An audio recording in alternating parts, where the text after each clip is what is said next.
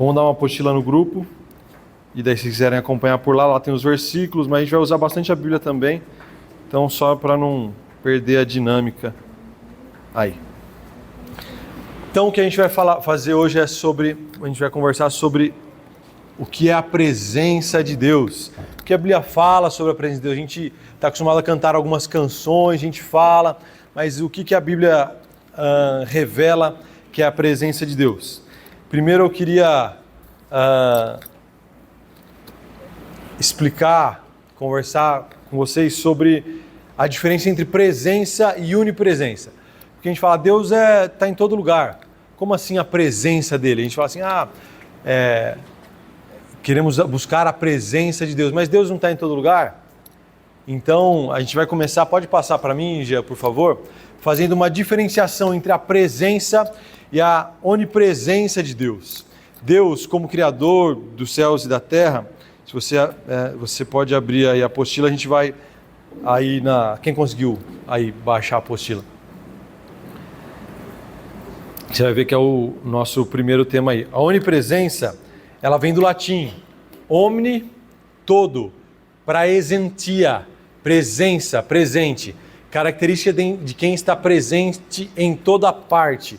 Então, a onipresença é um conceito teológico que vem a palavra do latim para explicar que Deus está em todo lugar. Eurivan, se puder abrir para a gente, lá em 1 Reis 8, 27.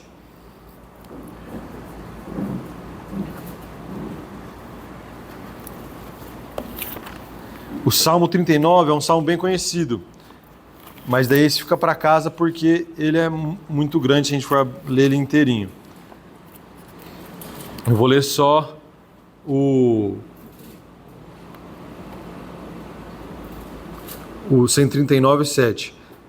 Para onde eu poderia escapar do teu espírito? Para onde eu poderia fugir da tua presença? Se eu subir aos céus, lá estás. Se eu fizer minha cama na sepultura, lá também estás. Se eu subir com as asas da alvorada na extremidade do mar, mesmo ali, tua mão direita me guiará e me sustentará. Você pode ler para a gente, Eurivan, 1 Reis 8, 27. Mas, de fato, habitaria Deus na terra? Eis que os céus e até o céu dos céus não te podem conter, quanto menos esta casa que eu edifiquei. Aí Salomão, ele está construindo o templo para Deus e ele expressa a consciência do que é a onipresença de Deus. Deus está em todo lugar, a gente não pode conter ele, nem quanto mais um lugar específico. Então, a gente tem a consciência que Deus está no céu, está aqui na terra, está aqui, está presente lá na casa de algum parente seu, está lá na China comunista, está lá na Rússia. Deus está em todo lugar, porque Ele é o Criador dos céus e da terra. Deus não é tudo, essa que é uma grande diferença. Tem gente que acha que Deus é tudo, Deus está contido em tudo. Isso é uma diferença. Deus não está simplesmente porque a criação está manifesta e Ele está embutido nela. Pelo contrário, Deus está porque Ele não está como materializado nas coisas. Deus é Espírito e Ele passa por toda a criação. Então Ele está em todo lugar. Porém, já ao contrário, então, a presença de Deus, a palavra em grego, paniim, você vê lá as letras em hebraico, você vê ali, coloquei ali para a gente aprofundar um pouquinho mais. A primeira letra ali é a pei, você vê, ela lê você está acostumado a ler da direita para a esquerda, mas ali é da esquerda para a direita. A primeira letra em hebraico é a pei, a segunda é nun, aquela aspas ali é iod, e a última, aquele quadradinho, é o men, como se fosse o M. Então é panim, só que você vê que não tem o A. O hebraico, ele não tem as vogais. As pessoas lêem sem vogais. Você fala, como que a pessoa lê o hebraico sem vogal? É porque eles sabem mesmo, com as consoantes, como depois a palavra vai se encaixar. Então é por assimilação. Até hoje o hebraico ele não tem as vogais. Tem o texto massorético, que é um texto bíblico, bem antigo, que as pessoas colocaram algumas bolinhas para indicar qual era a vogal. Então, se você pegar uma Bíblia em hebraico, ela não tem vogal. Então, é só por curiosidade mesmo, mas ali, aquela palavra em hebraico, aquelas letras estranhas ali, significa panim. O que significa? Fisionomia, semblante, margem, face, aspecto ou estado. Ou seja, a palavra usada para a presença de Deus representa a face, rosto de Deus. Isso quer dizer que a presença de Deus é muito mais do que ele estar em um lugar, como eu estou vendo a Sidneia lá no fundo, por exemplo, e daí a Sidneia eu sei que ela está aqui, mas eu não tenho contato nenhum com ela. É diferente isso é a onipresença, só um estar. A presença é uma presença relacionamental, rosto com rosto, face com face. Quando a gente canta aquela música, me leva à sala do trono, mostra a tua beleza, quero ver tua face, é porque a face com face revela intimidade. Pode falar, pastor. Dá para a gente entender um pouco melhor como era o relacionamento de Moisés com Deus, quando fala com quem fala face a face, né? Não é que ele via a face de Deus, mas era uma presença muito real, muito próxima. É algo espiritual, nesse versículo específico é algo espiritual, mas algo de uma comunhão tão próxima que é pessoal. Quando você está diante da face de alguém, ela está com inteireza, a plenitude do ser da pessoa ali. Então, quando a gente fala a presença de Deus, a presença manifesta de Deus é um relacionamento pleno entre quem vê e quem está ali. Então, vamos lá. Gênesis 3:8. Se você puder abrir a sua Bíblia. Não é uma conversa à distância, né? Exatamente. Você falou que essa Sidneia está lá, você está aqui conversando com ela lá. Pode ver que um dos fatores que demonstra confiança é quando a gente conversa com uma pessoa próxima olhando na face. Né? Exatamente. Quando você está face a face, você consegue... acho que é inteireza mesmo, plenitude. Você pode falar baixo, os dois se entendem, né? Então a presença significa estar presente. Deus está presente com toda a sua plenitude ali. Como o pastor falou, em Deuteronômio 34:10, revela que Deus falava face a face com Moisés. E assim como ele falava com Moisés, assim como ele falou com Adão e Eva, que a gente vai ver, Deus ele quer falar conosco. Deus, a gente vai ver aí no jardim, Gênesis 3:8. Do 8 ao 10. Davi, você lê pra gente, por favor? Quando ouviram a voz do Senhor Deus, que andava no jardim pela viração do dia, esconderam-se da presença do Senhor Deus, o homem e sua mulher, por entre as árvores do jardim. E chamou o Senhor Deus ao homem e lhe perguntou: onde estás? Ele respondeu: ouvi a tua voz no jardim, e porque estava nu, tive medo e me escondi. Gênesis 3 conta o relato da queda do homem. Deus tinha criado o ser humano à sua imagem e semelhança, tinha dado uma missão para eles de cultivar e guardar o jardim, aonde era o jardim do Éden, um lugar que era a plenitude da criação, aonde Éden significa jardim das delícias. Então, acho que, se eu não me engano, o André pregou isso alguma vez sobre isso. E então o Éden significava o lugar, a plenitude da criação, onde a gente poderia ter o prazer completo. E era onde a presença de Deus se manifestava, onde o homem e Deus tinham um contato, um relacionamento pleno. Era algo normal. Então, Deus, durante a brisa do dia, no fim da tarde, foi passear no jardim. E o que acontece lá no 3:8 fala que Deus se escondeu do homem, não? Não, ao contrário. 3:8. Então esconderam-se da presença do Senhor entre as árvores do jardim.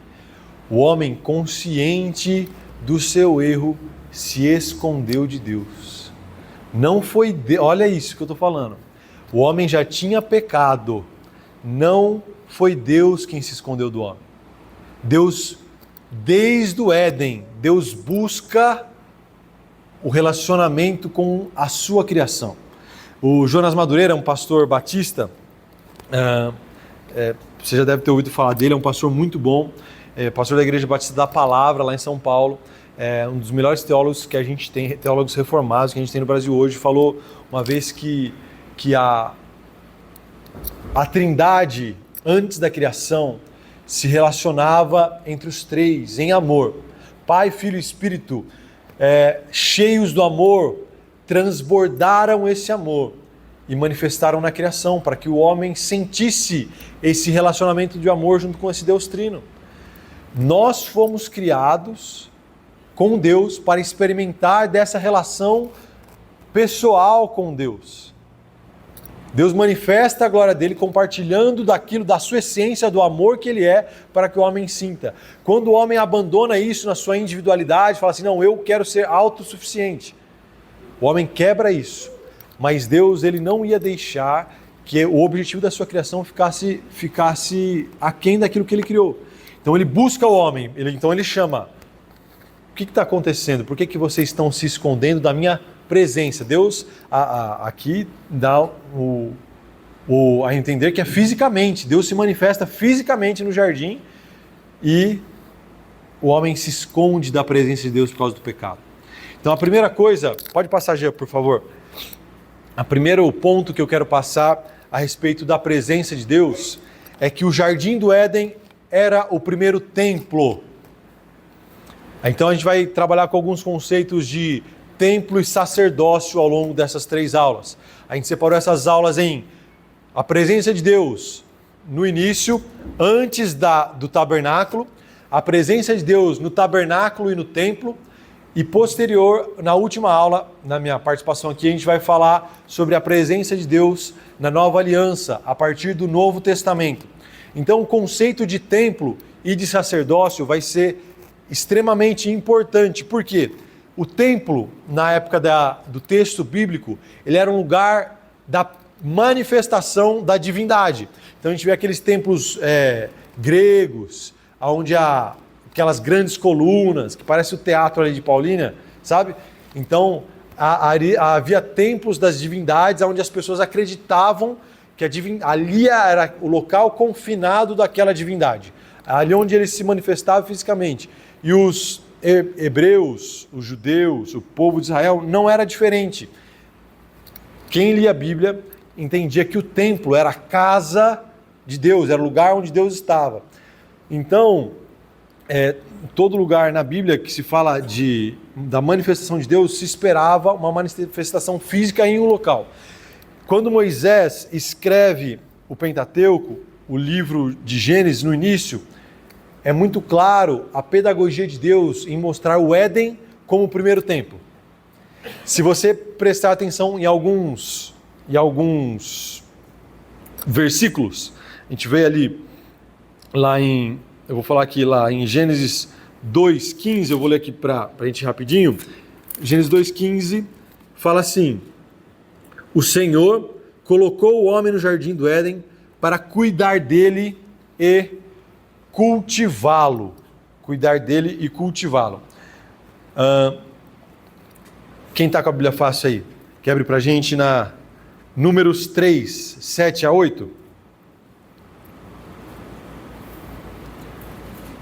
Emily, quer abrir para a gente em Números 18, 4 a 7? Gênesis 3, 24.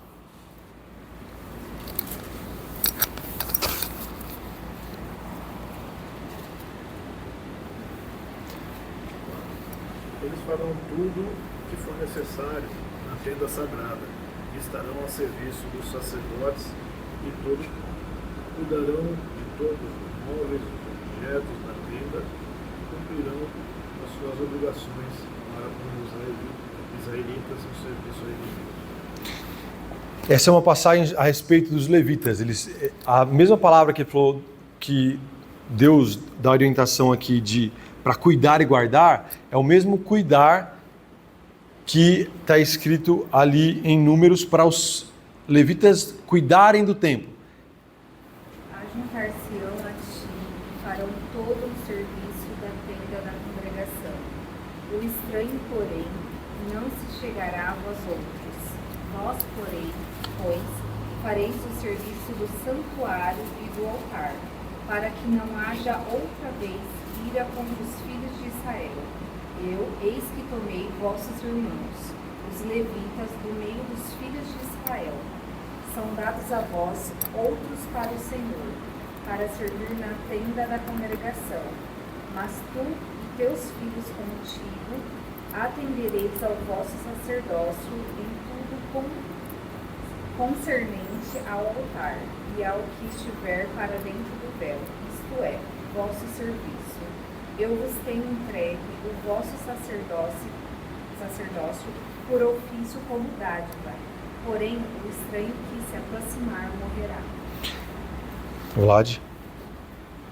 E havendo lançado fora o homem, pôs os querubins ao oriente do jardim do Éden, uma espada inflamada que andava ao redor, para guardar o caminho da árvore da vida. As palavras cultivar e guardar são muito semelhantes a como os sacerdotes serviam no templo.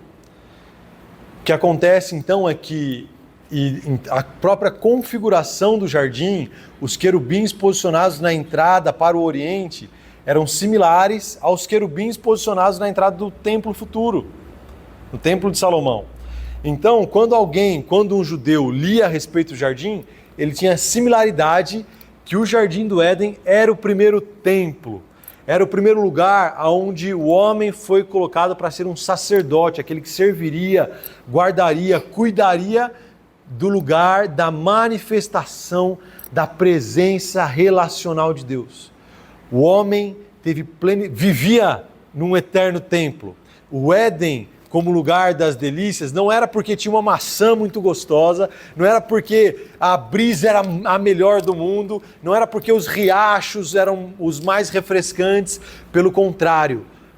O Éden era o jardim das delícias, porque não há maior prazer do que a presença relacional de Deus. E aqueles que participavam da presença gloriosa de Deus no templo, tinham consciência disso, tinham consciência que aquilo que eles experimentavam, um gostinho do céu tocando a terra no templo, no jardim do Éden era completo. O homem foi criado para a presença manifesta de Deus plena. Só que o que acontece? O homem, quando peca, compreende a sua nudez. O homem não ligava de ficar nu antes, mas na sua nudez ele vê a sua insuficiência perante um Deus eterno. O homem diante de Deus, ele vê que falta alguma coisa, porque ele começa a não confiar mais no que Deus coloca como certo e errado. O que é bom e mal passa a ser crivo do homem, porque o que era bom ele já conhecia no jardim do Éden, que era bom. A parte do Éden ele vai entender o que é mal, a parte do pecado ele fala, eu vou decidir o que é mal ou o que é bom para mim. Você estava falando isso, me despertou claramente. A grande estratégia do príncipe desse mundo, de Satanás, é criar coisas que afastem o homem da presença de Deus. Sobrecarregar de objetivos que afastem da presença de Deus, de entretenimento, de festa. Você pode ver o que a gente viu aí nessa semana de carnaval, por exemplo. É algo que foi criado para afastar completamente o homem da presença de Deus. A rede social, o excesso de tempo gasto nisso, tudo leva a afastar o homem dessa presença de Deus. A tirar o prazer, que é a presença de Deus, para levar para outros prazeres. Tudo, você pode ver que todo tipo de entretenimento, de uma forma ou de outra, ele tira o ser humano da presença de Deus. O pecado é a gente usar aquilo que foi bom, criado, para os propósitos errados, né? A gente distorce, o ser humano tem a capacidade de distorcer tudo aquilo que é bom e fazer o mal com ele. Então, até mesmo coisas excelentes que são boas, a gente consegue distorcer e para isso a gente vai nos colocando para longe de Deus. Então, o primeiro templo foi o jardim. Posterior à expulsão do jardim, os querubins assumem o lugar de proteção. O homem, a gente vai ver mais para frente, continua buscando. O homem ele vai fazendo altares separados. Abraão, Noé e outras pessoas que buscam a Deus faziam altares de pedra, onde eram santuários da manifestação de Deus, até Deus fazer o segundo templo, que é o tabernáculo, posteriormente o templo de Salomão, na época da antiga aliança, que é um lugar que Deus escolheu para manifestar a sua presença no meio do seu povo. Deus sempre quis estar no meio do seu povo, no meio de nós. E Ele sempre trabalhou intencionalmente para isso. E foi Ele que direcionou a ser feito um tabernáculo depois, na Antiga Aliança, para a manifestação da presença dEle. E quem eram os responsáveis por cuidar e guardar, por levar essa presença manifesta de Deus, era a tribo de Levi, os levitas. Então eles cuidavam daquele templo. Quando vem Jesus, a questão do templo muda totalmente. Deus sempre falou, eu quero estar no meio do meu povo. E Ele faz o tabernáculo de uma forma pedagógica para o povo entender isso. Só que chega Cristo na plenitude dos tempos, a revelação plena. João, lá em João 1, fala, e o verbo, aquele que era a palavra, ele habitou, ele usa uma palavra como ele tabernaculou entre nós. O tabernáculo, ele é lugar da habitação de Deus. Jesus, ele tabernacula, ele habita um corpo com a presença plena. Então, em Cristo, ele é o próprio templo. Ele é o lugar da presença de Deus. E ele é o sacerdócio pleno de adoração a Deus, aquele que cumpre a vontade do Pai. Ele é o sumo sacerdote que entrega o verdadeiro sacrifício, que sem pecado, sem mácula, que agrada a Deus. Então em Cristo é vamos falar assim, o terceiro espectro de templo para que a gente entenda aonde Deus se porta. O quarto lugar que a igreja estabelece, que Deus estabelece na Bíblia como templo é a igreja, nós. Não o prédio que a gente se reúne, mas o corpo místico de Cristo, ao qual Ele é o cabeça e nós somos o corpo, aonde há de toda nação, língua e raça, há membros, há pessoas que se achegam a Deus e nesse conjunto de pessoas há a presença de Deus. A Bíblia fala lá, em João 1,4 é sobre Deus habitou entre nós. 2,19, 22 fala que Jesus fala a respeito do corpo dele, e destruam esse templo e eu reconstruirei em 3 dias. Lá em João 2,19 a 22. Mas em 1 Coríntios 6,19, Paulo fala, não sabeis que vós sois templo do Espírito Santo? Quer ler para a gente, pastor? 1 Coríntios 6,19? Ou não sabeis que o vosso corpo é o templo do Espírito Santo que habita em vós, proveniente de Deus, e que não sois de vós mesmos? A igreja é comprada pelo sangue precioso de Jesus. Nós não somos nossos. Paulo está falando isso. O seu corpo não é seu. Isso é um conceito muito legal para a gente entender posteriormente quem carrega a presença de Deus. Quando a gente entende, aí é legal falar uma frase que ficou famosa recente, meu corpo, minhas regras, né? Em alguns lugares de militância política, a respeito do aborto, né? Meu corpo, minhas regras. Quando a gente entende que a gente é comprado pelo sangue precioso de Jesus, a gente entende que o nosso corpo não é mais nosso. Você não tem direito de fazer o que você quer com ele, porque você foi comprado pelo sangue precioso de Jesus. O Espírito Santo habita em você, você é templo de Deus. O que era a manifestação plena da presença relacionamental face a face era no jardim. Posteriormente, Deus dá a experimentar para alguns poucos homens, ela é manifesta para o sumo sacerdote ali um único dia no templo e no tabernáculo. A gente vai aprender isso na segunda aula, estou dando só um resumo. Em Cristo a gente tem essa plenitude, mas hoje é em nós. É em nós, e essa aula é para a gente entender o quão profundo é isso e o quanto a gente não aproveita verdadeiramente esse relacionamento face a face com o próprio Deus que está em nós, está disponível. Mas hoje a gente vai aprender como chegar mais perto do que já está dentro da gente, como a gente desenvolver isso.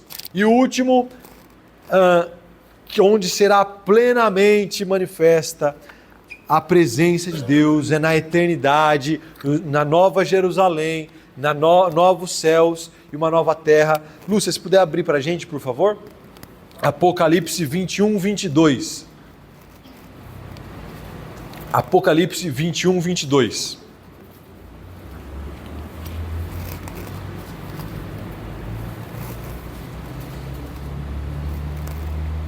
Nela não vi santuário, porque o seu santuário é o Senhor, Deus Todo-Poderoso e o Cordeiro. João está falando em Apocalipse 21 sobre a Nova Jerusalém, novos céus e a nova terra, que será a nova habitação eterna de toda a humanidade. Deus habitará no meio de nós novamente, assim como no jardim. Fala ali que não vai ter um templo físico, como no conceito da galera que escreveu a Bíblia. Não haverá um templo. O Deus será, o nosso Deus e o Cordeiro, Jesus, serão a plenitude da própria presença deles. Nós nos relacionaremos plenamente com eles. Nada mais conterá a Deus, nem apenas a presença de Deus está contida plenamente na igreja e o mundo, as outras pessoas não experimentam dessa presença preciosa. Na eternidade, Deus será plenamente manifesto e os salvos serão seus sacerdotes, aqueles que adorarão, que experimentarão da sua presença plena. Então, só para a gente entender aonde Deus se manifesta, através de quem Ele se manifesta, e a gente entender o conceito de templo e sacerdócio, que a gente vai explicando a partir dessas aulas. Pode passar para mim, Gia, por favor. Então, no princípio, o encontro após o pecado, Gênesis 3, 8 a 10, o homem foge da presença de Deus. Então, você vê ali uma imagem, na apostila até coloquei a referência de alguns pintores, aquela primeira imagem, Thomas Cole pinta como que era o jardim do Éden, o jardim das delícias. O homem e a mulher, eles se encontravam com Deus num lugar perfeito, mas o homem, ele, por causa do pecado, de um Deus plenamente santo, ele não tem comunhão com o pecado. Deus falou, se vocês comerem da árvore do conhecimento do bem e do mal, certamente vocês morrerão. A morte era uma consequência do pecado. E o ser humano, a partir do momento que ele desobedece a Deus, ele quebra o pacto e a aliança com Deus, e a morte era necessária, porque Deus, um Deus justo, cumpre a sua palavra. Então, o ser humano, consciente da sua limitação, tenta se cobrir com alguns arranjos de folhas, mas Deus, ele faz um sacrifício de animais, faz uma roupa de peles para o homem e a mulher, protegendo eles agora do frio, do calor, do vento, da poeira, da partir do momento que eles sairiam do jardim, da manifestação da presença de Deus. Então Deus, até mesmo na insuficiência do homem, é Deus quem supre a nossa insuficiência, e já logo nos primeiros capítulos houve um sacrifício para que o homem conseguisse sobreviver. Então, no primeiro momento é o homem quem foge de Deus, mas lá em Gênesis 3, 22 a 24, Deus expulsa o homem do jardim, porque ele é santo e não pode, pela sua justiça, permitir um relacionamento pleno dessa sua santidade com o nosso pecado. Então, a morte espiritual, a perda da ligação com Deus. Então, nós nos distanciamos de Deus. Porém, já em Gênesis 4, de 1 a 5, Simone, você pode ler para a gente? Revela a busca do homem pela presença de Deus. Há uma sede no coração do homem pela presença de Deus. Pode ler para a gente.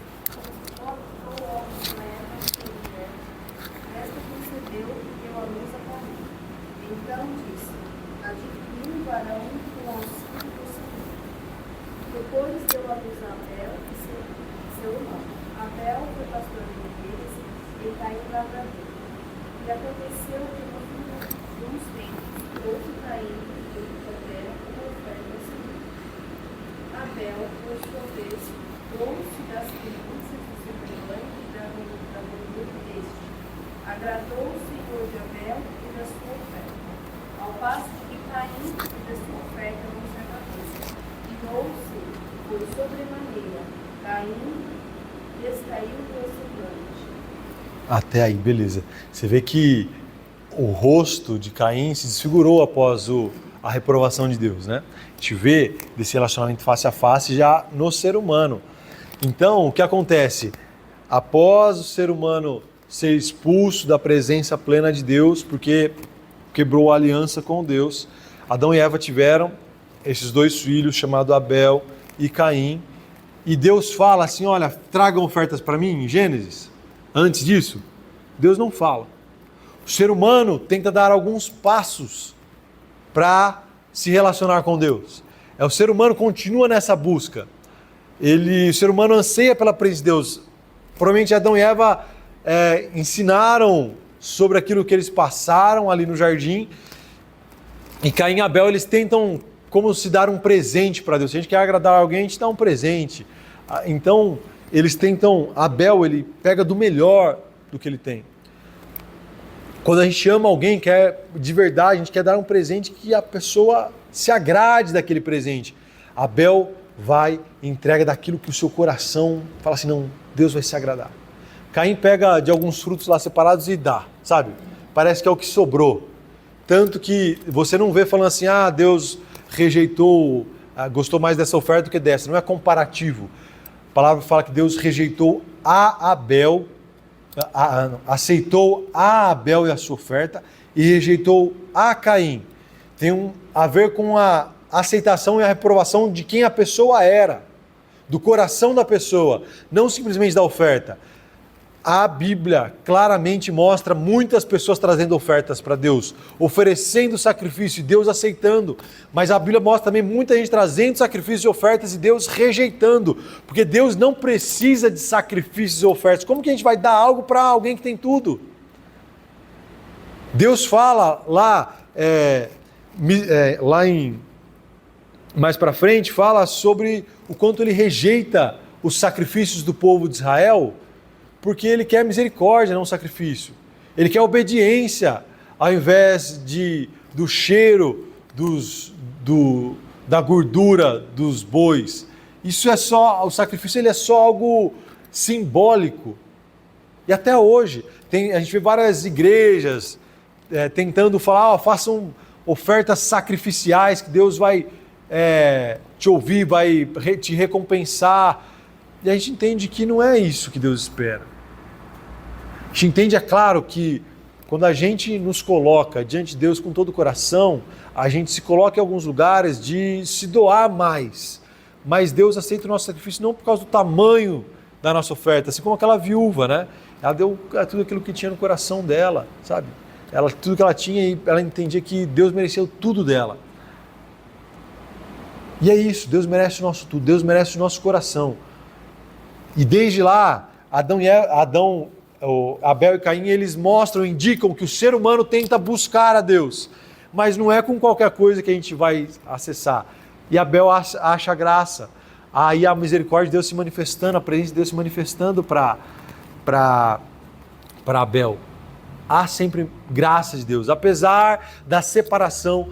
Deus, lembre-se, Deus está sempre buscando, Ele está sempre aceitando, mesmo na nossa pequeneza, mesmo na nossa insuficiência, mesmo Deus, Ele olha o nosso coração e vem para perto de nós. Então, e o mais legal, sabe qual é que é? É que Deus rejeita Caim, mas Caim fica indignado e a presença de Deus se manifesta para Caim, para o cara que estava errado, o cara que não tinha o coração totalmente em Deus. Ele fala, Caim, se você não fizer o que é bem, não é certo que você vai ser aprovado? Cuidado que o pecado está à sua porta. Caim não liga para a presença de Deus. Isso é algo extremamente simbólico para a gente, enquanto igreja portadora da presença de Deus.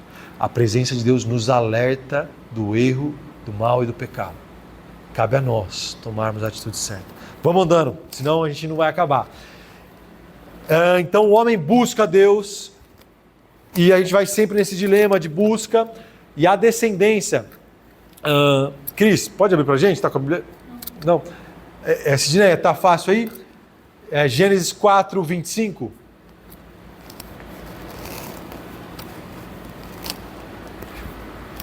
Mari, se puder abrir para a gente aí Gênesis 5, 21 e 24. Tornou Adão a coabitar com sua mulher, e ela deu à luz um filho, a quem pôs o nome de Sete, porque disse ela: Deus me concedeu outro descendente em lugar de Abel, que Caim matou. Pode ler o 26, por favor. A Sete nasceu-lhes também um filho, o qual pôs o nome de Enos.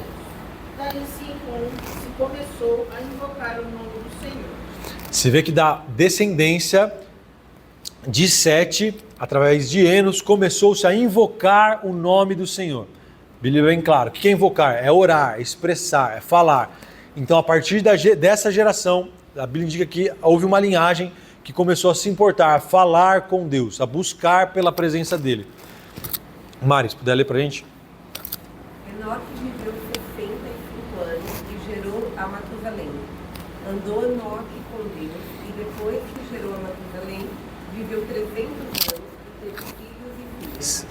Todos os dias de Enoque foram 365 anos. Andou Enoque com Deus e já não era, porque Deus o tomou para si. Elisa, se puder para a gente abrir lá Gênesis 6, 9. Você vê que aí na descendência, aí a gente pega aí onde a Mari leu para a gente, Gênesis 5, é uma linhagem que a gente, quem gerou quem, né? Geralmente a galera pula, porque tal gerou tal, a gente acaba não decorando. Mas no meio disso, fala de Enoque, alguém que andou com Deus por 365 anos. E se pensar na simbologia dos 365 dias, 360 dias do ano, com os 365 anos da vida de Enoque, tem a ver com a plenitude de dias, de andar com Deus de um ano inteiro. Enoque andou plenamente com Deus e não acharam mais o Enoque, de tal forma que ele foi tomado pela presença de Deus. Então andar com Deus é inerente à presença dele, andar na presença dele. Isso quer dizer o quê? Por onde eu vou, eu busco a presença de Deus, não apenas em um lugar físico. Elisa, se puder ler para a gente sobre Noé, Gênesis 6, 9. Esta é a história de Noé. Ele foi pai de 3 filhos, Sem, Cã e Jafé. Noé era um homem direito e sempre obedecia a Deus. Entre os homens do seu tempo, Noé vivia em comunhão com Deus. Noé, daí a gente segue a linhagem, ainda em Gênesis 6, Noé era, algumas Bíblias falam justo, um homem que obedecia a Deus, alguém que buscava a Deus. Enquanto a terra estava manchada pelo sangue do pecado, a terra clamava pelo sangue derramado de Abel, o ser humano, enquanto a linhagem de Caim era a linhagem do mal, houve uma linhagem de pessoas que buscavam a face de Deus. E Noé, a Bíblia fala que Noé era o último desses. Noé, como justo, ele é escolhido para começar uma nova linhagem. Deus, com a água, ele inunda toda a terra, preserva a família de Noé para começar uma nova linhagem, para dar uma nova oportunidade para a humanidade. Através da água, lembre-se do batismo, tá? A água, desde aí, mostrando como um lugar de purificação pela maldade de toda a humanidade. Aqui não tem a ver com o pecado de uma pessoa, tem a ver com o pecado de toda a humanidade. Deus, ele faz um reboot, ele começa novamente através de Noé. E ali você vê uma arte, uma pintura sobre o sacrifício de Noé, onde ele, com a sua família, ele sai da arca, ele oferece um sacrifício a Deus. Como eu falei, um altar, um santuário. Eles buscavam a presença de Deus. Então, ali fala que não era justo, depois fala de vários homens que é justo. Mas lá em Eclesiastes e em Romanos fala que não há um justo sequer. E aí, a gente faz o que com isso? Justiça quando Deus fala que um servo dele é justo na Bíblia, não tem a ver com que alguém é perfeito, mas tem a ver com a diferença, a separação daquela pessoa relacionado à presença de Deus das outras pessoas. Alguém que anda longe da presença de Deus, e em desobediência a Deus, faz o mal por mal. O justo é aquele que anseia por Deus e anseia pela vontade de Deus, renuncia à sua vontade, às suas injustiças, para andar com Deus, e o pecado é um acidente. Então, Deus anseia para que nós sejamos encontrados justos, santos. Tá? Próximo, vamos passar. Então, Deus faz novamente, porém, o que acontece lá em Gênesis 12, de 1 a 7, você conhece, a gente não precisa ler aqui plenamente. Se você quiser abrir, você pode abrir, mas é o chamado de Abraão. Deus chama um povo para si. Deus chama Abraão. Vamos ler. Pastor, lê para a gente lá, Gênesis 12, do 1 a 7. Ora, o Senhor disse a Abrão: sai da tua terra e da tua parentela e da casa do teu pai, para a terra que eu te mostrarei. Far-te-ei uma grande nação e abençoar-te-ei e engrandecerei o teu nome, e tu serás uma bênção. E abençoarei os que te abençoarem e amaldiçoarei os que te amaldiçoarem. Em ti serão benditas todas as famílias da terra. Assim partiu Abrão como o Senhor lhe tinha dito, e foi Ló com ele. E era Abrão da idade de 75 anos quando saiu de Harã. E tomou Abrão a Sarai, sua mulher, e a Ló, filho do seu irmão, e toda a sua fazenda que havia adquirido, e as almas que lhe acrescentaram em Harã. E saíram para irem à terra de Canaã, e vieram à terra de Canaã. E passou Abrão por aquela terra até o lugar de Siquém, até o carvalho de Moré. E estavam então os cananeus na terra. E apareceu o Senhor a Abrão e disse: a tua semente darei essa terra. E edificou ali um altar ao Senhor que lhe aparecera. A história de Gênesis é muito rápida. A gente só leu os 12 primeiros capítulos da Bíblia. Você viu quanta coisa aconteceu. Deus se manifesta. A partir de Noé, começou-se uma nova geração. E a geração que tinha sido eliminada porque era má, começou a ser má novamente.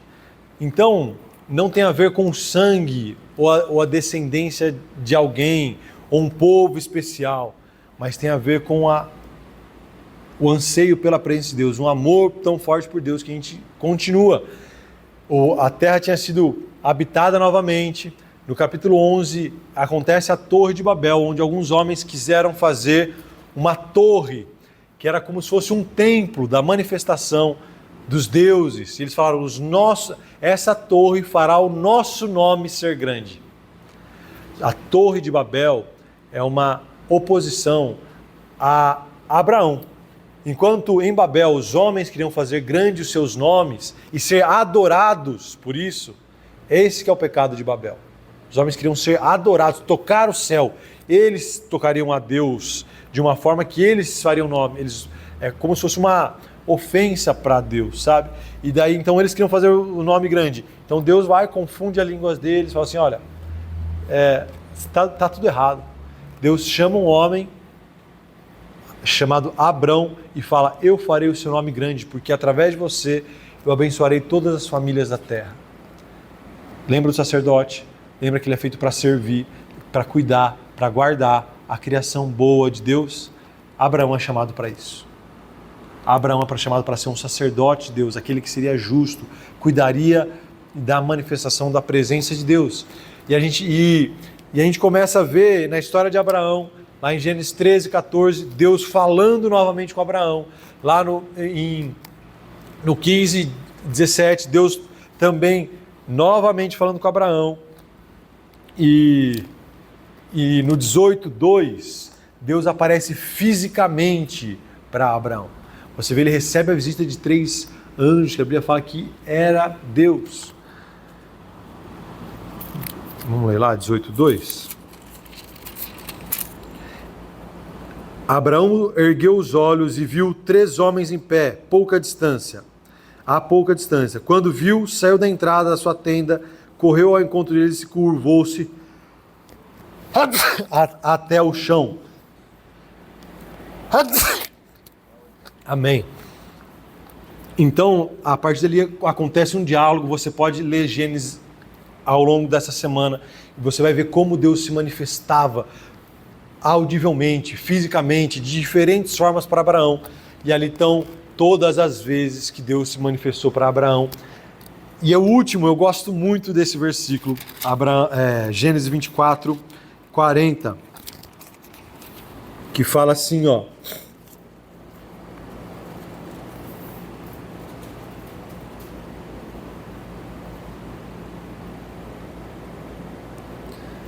Pastor, lê na sua versão, por favor. E ele me disse: o Senhor, em cuja presença tenho andado, enviará o seu anjo contigo e prosperará o teu caminho, para que tomes mulher para meu filho, da minha família e da casa de meu pai. Abraão estava enviando um servo dele para conseguir uma esposa para o filho. E ele fala assim, ó, o Deus, o qual tenho andado na presença. Abraão fala assim, o Deus, o qual eu tenho um relacionamento face a face, diariamente, qual eu ando ao longo dos meus caminhos, te ajudará. Abraão, ele não era alguém que recebia visitas esporádicas de Deus. Pelo contrário, Abraão nunca teve uma EBD, Abraão nunca teve grandes ensinadores, mas Abraão obedeceu à voz de Deus. Isso foi acreditado como justiça. Ele não era um homem sem pecados, mas ele era justo pela obediência a Deus, diária, constante. Ele andava na presença de Deus, o qual eu tenho andado na presença. Abraão podia afirmar isso, eu ando como Enoque andou, como Noé andou, eu ando na presença de Deus. Como Elias. O Deus, olha, eu chego a arrepiar, cara. É o Deus perante o qual eu estou a face, o Deus com o qual eu tenho relacionamento. Isso é muito, muito bonito da gente entender. E a gente vê que a fé de Abraão foi a maneira que foi dado ele como justo. Isso serve de aplicação para a gente também. É através da fé na palavra. Abraão, imagine você, porque é a fé. Abraão, ele estava lá na sua terra, ele já era próspero, estava numa família consolidada, na terra que ele era já conhecido. Se ele queria ter um nome grande, era só ele continuar. A gente sabe que a continuidade é uma tendência mais fácil na vida de você prosperar. Ele ouve a voz de um Deus que ele nunca tinha ouvido. Abraão fazia parte, na terra de Ur, de um lugar que era idólatra. A Bíblia fala lá, se eu não me engano, em Tiago, mas depois eu trago para vocês, que a família de Abraão era idólatra. Provavelmente ele também. O que acontece era que ele ouve a voz de Deus e obedece. A Débora me perguntou, a gente conversando sobre isso, antes da aula da EBD, foi muito engraçado. Quando a gente veio o assunto, a gente já estava conversando sobre isso. Deus estava preparando a gente já para ministrar sobre isso. Ela falou, mas a gente estava conversando, ela falou assim, parece que na Bíblia as manifestações eram mais reais, né? Parece que hoje é mais difícil. Daí eu parei e pensei, falei, olha, a quantidade de vezes que a Bíblia relata que Deus apareceu para Abraão, dá para você colocar na mão assim. E Deus apareceu da forma que apareceu para Abraão, porque a missão dele era muito difícil, era muito grande. Ele era o primeiro que estava começando. Não tinha Bíblia na época, não tinha um pregador para falar o que era certo, o que era errado. Ele só ouviu e obedeceu a voz de Deus. A presença manifesta de Deus apareceu, ele se rendeu. Enquanto outros estavam no jardim completo, escolheram desobedecer, ele por fé obedece. E isso foi acreditado como justiça. Isso não quer dizer que a gente não experimenta de manifestações constantes da presença de Deus hoje. Você vê a lição durante toda a vida, um punhado de vezes. Hoje, através do Espírito Santo, a gente tem acesso à presença de Deus a todo momento. A gente conhece histórias de não só um homem lá na terra, era só Abraão que percebeu a presença de Deus. Aqui a gente tem histórias de pessoas e mais pessoas ao longo da terra que ouvem a voz audível de Deus, recebem a visitação de do anjo de Deus. Você vê muitas experiências da presença de Deus para aqueles que se colocam diante dele. E também tem a ver com a missão que ele tem para a gente. Então Abraão foi visitado pela presença de Deus de forma única e diversa, né? Pode falar, Cisne. A gente tem que se questionar no seguinte ponto. Nós podemos concordar que Deus fala. A pergunta que nós devemos fazer muitas vezes para a gente é: a palavra que Deus libera para nós é suficiente para a gente obedecer? Simples assim. Ele fala, a gente obedece. Exatamente. Então, a justiça pela fé dos justos, aqueles que creem, a gente pode usar o exemplo de Cristo. A nossa fé em Cristo é o que nos considera justo. Não é por obras, não é pelo que a gente faz. A nossa fé em Cristo nos considera justos. Só que por causa da fé você obedece. Aí você se santifica. Você não é salvo porque você é santo. Você não é salvo porque você não peca. Você não peca porque você é salvo. Essa é a questão. Quando eu amo alguém, estou me relacionando com alguém, se eu amo minha esposa, eu me relaciono com ela, eu ando na presença dela, não tem a ver com eu conversar com ela, ela está fisicamente comigo o tempo inteirinho. Mas eu tenho relacionamento com a Débora aqui. Aqui eu estou tendo relacionamento com a Débora. Eu não vou ofender o meu relacionamento com ela em qualquer outro lugar, no meu trabalho, por onde eu estou andando. Eu e ela temos comunhão. E eu honro essa comunhão que eu tenho com ela. Ter fé em Deus é isso. Fé na comunhão. Eu honro a Deus por onde quer que eu vou. Deus se manifestou, a presença de Deus estava plena no jardim, mas Ele se manifestou fisicamente. Às vezes nós vamos ter um encontro pessoal com Deus em momentos específicos, mas a gente anda na presença dEle por fé todos os dias. Aqui eu quero fazer uma parada, a gente está contando toda a história dos patriarcas, da presença de Deus, grandes homens, e você pode falar assim, olha João, Deus vai falar só com o pastor Albino, o grande patriarca da igreja Manaim, que obedeceu o chamado de Deus por fé. Eu estava acompanhando a colocação que a Sidneia fez, né, a respeito da presença de Deus falar conosco. Sim. Existe esporadicamente manifestações específicas de Deus de forma individual. Mas a forma mais comum de Deus se manifestar para nós é através da palavra. Né, que muitas vezes é desprezada, porque a gente quer um sobrenatural, a gente quer que venha o anjo do Senhor falar. Exatamente. Mas você pega aqui Hebreus, no capítulo 1, versículo 1, ele fala: havendo Deus antigamente falado de muitas vezes e muitas maneiras aos pais, pelos profetas, a nós falou do Deus mesmo. Como ele fala pelo Filho conosco hoje? A palavra. Cristo é a palavra é Cristo, a palavra é verdade. Só que às vezes a gente está numa pregação e Deus está falando e a gente fala, isso aqui é por irmão. Eu passei por 2 experiências essa semana que Deus me respondeu pela palavra. Um versículo bíblico que foi postado no grupo da igreja pela sua esposa. Ela postou um versículo no grupo do WhatsApp e eu estava em oração. Quando eu li aquele versículo, Deus está falando comigo.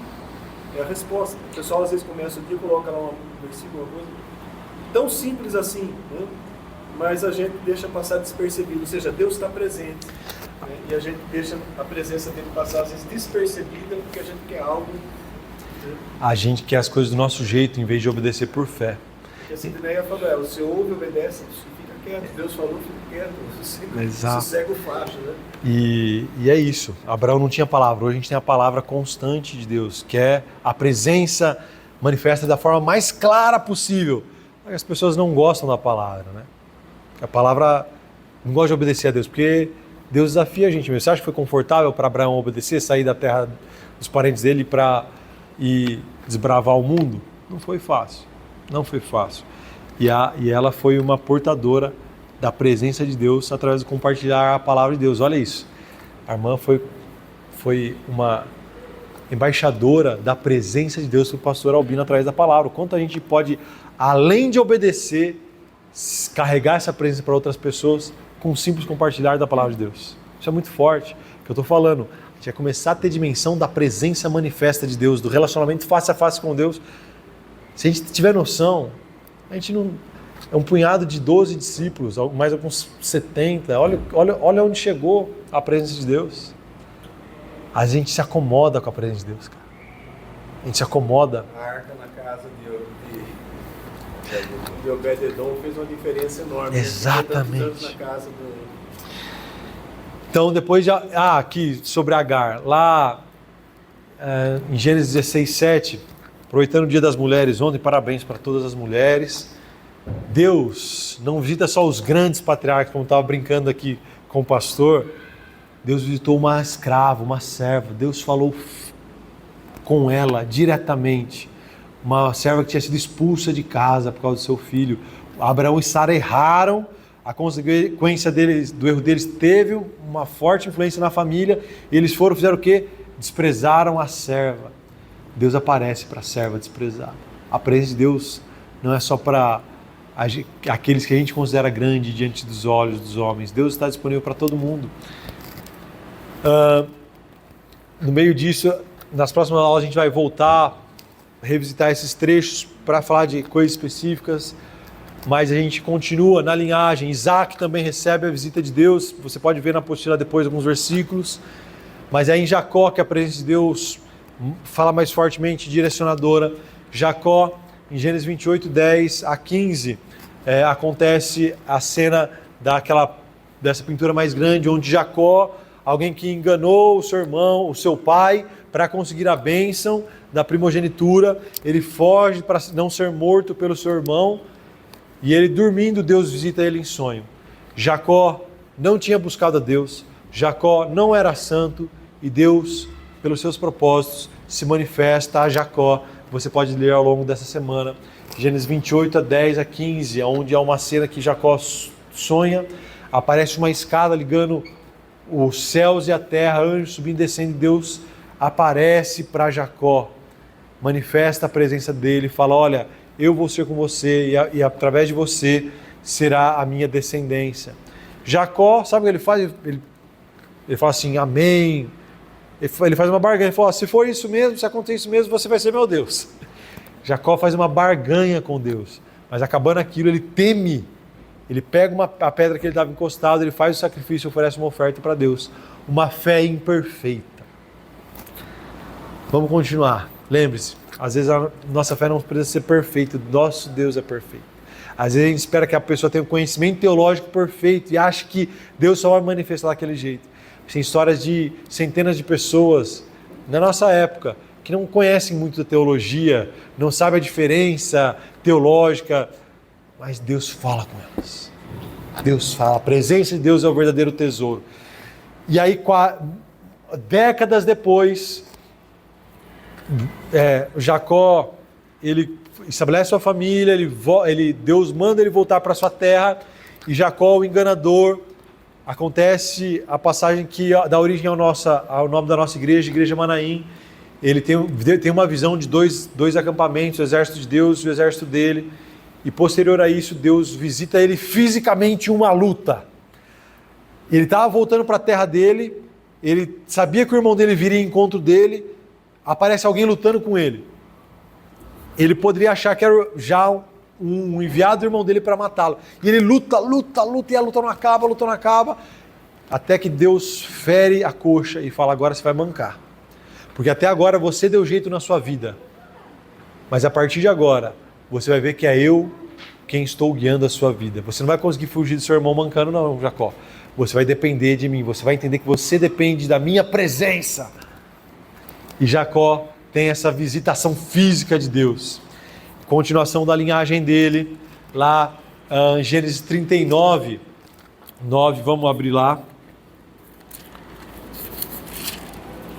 Sobre a presença de Deus nos filhos de Jacó. 39, 9. Ninguém desta casa está acima de mim, ele nada me negou, a não ser a senhora, porque é mulher dele. Como poderia eu, então, cometer algo tão perverso e pecar contra Deus? Essa é uma frase de José, quando a mulher de Potifar vem assediá-lo. E ele fala que o pecado... A Bíblia não relata encontros com a presença de Deus como o pai dele. Mas José temia Deus, ele andava na presença de Deus. E o que a presença gerou nele? Santidade. No 41:16, ele fala que as visões dele para o faraó vinham de Deus. Então a presença de Deus gera em nós santidade e capacitação, tá? Então Deus ele separa um povo através de Abraão, Isaac e Jacó, o que é imperfeito. Naquela visita onde ele luta com Deus, ele é transformado pelo nome de Israel. A presença de Deus transforma o nosso caráter, a nossa vida. A presença de Deus nos santifica e nos capacita. É isso que em poucos capítulos a Bíblia vai explicando. Pode passar para a última, a gente vai acabar rapidamente, para acabar antes do tabernáculo. Então Deus faz um povo, esse povo entra no Egito, o povo da presença de Deus, o povo transformado, o povo capacitado, o povo santificado entra no Egito, mas a maldade dos egípcios escraviza o povo. Após 400 anos, o povo se multiplica muito, muito.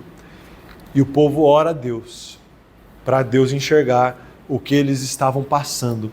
Então a primeira questão que a gente vê da presença gloriosa de Deus, Deus revela como Deus que ouve. Lá em Êxodo 2, 23, 25 a 25 fala que Deus ouviu o clamor do seu povo. Deus é um Deus presente que ouve a nossa oração. Então o que Deus faz? Lá em Êxodo 31, do 1 ao 7, conta a história que Deus se manifesta numa sarça incandescente.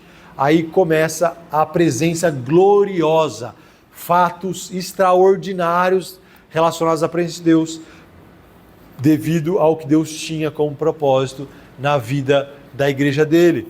Deus se revela gloriosamente através da sarça, fala com Moisés, Deus revela o seu nome.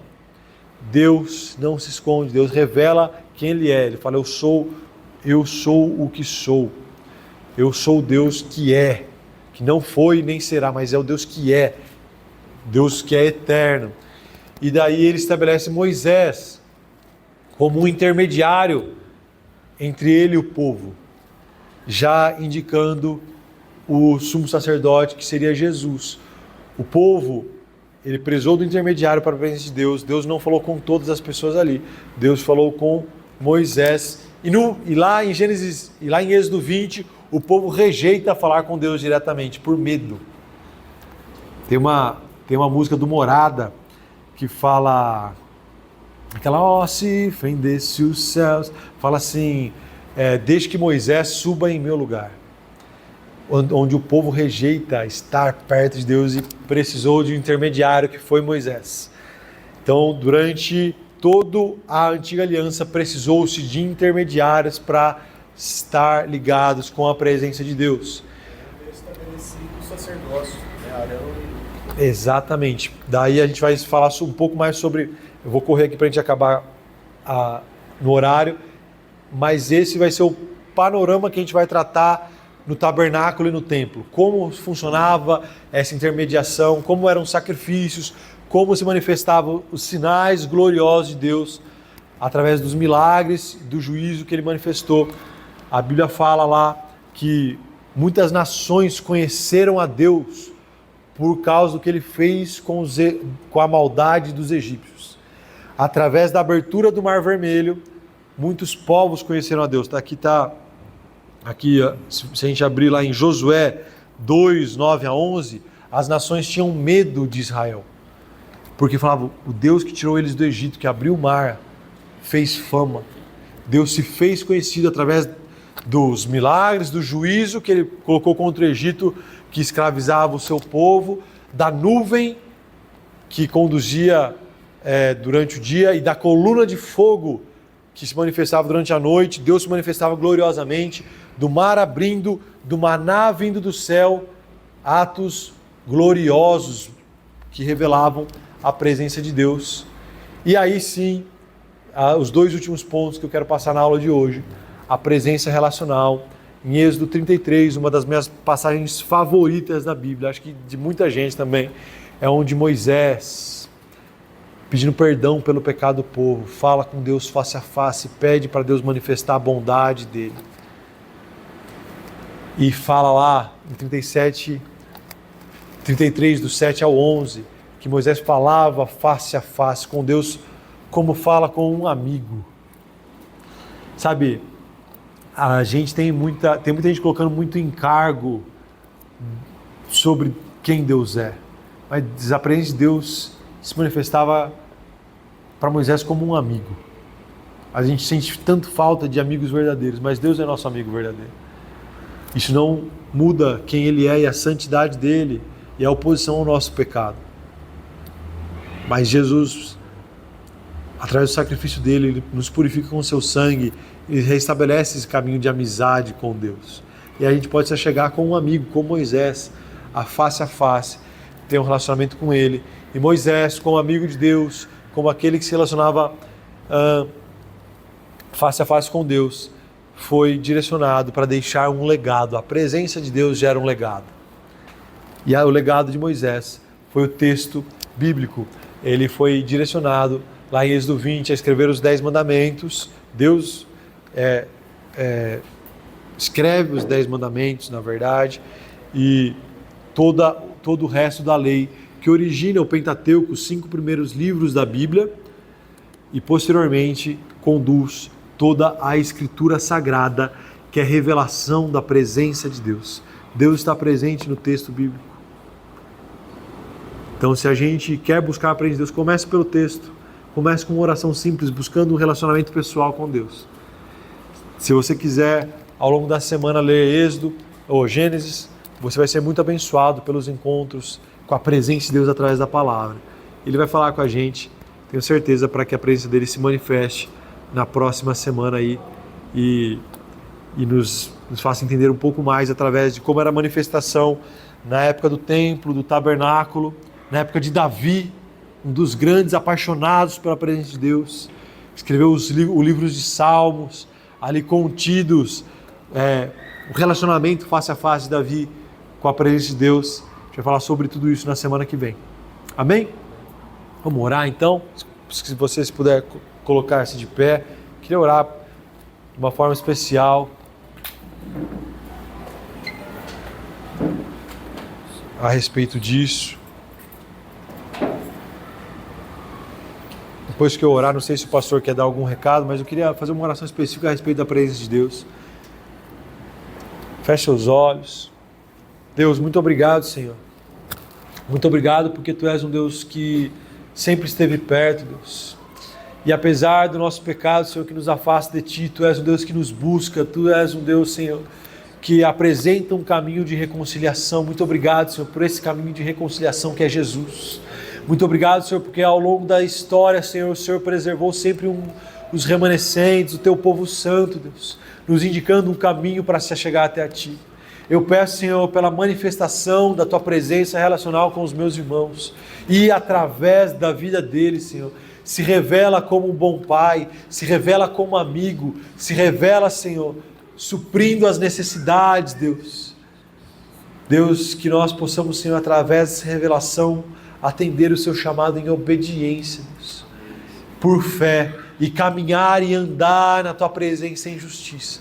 Muito obrigado, Jesus. Muito obrigado pela Tua presença neste lugar, e acompanha, Senhor, com a Tua presença os meus irmãos, que eles tenham consciência que o Senhor não está apenas presente com a Sua onipresença, mas está presente relacionalmente na casa deles, na família deles, no trabalho deles. Sopra Espírito Santo ao longo dessa semana, Senhor, através da Tua palavra, mas também através de sonhos, através da Tua manifestação, Deus, em nome de Jesus.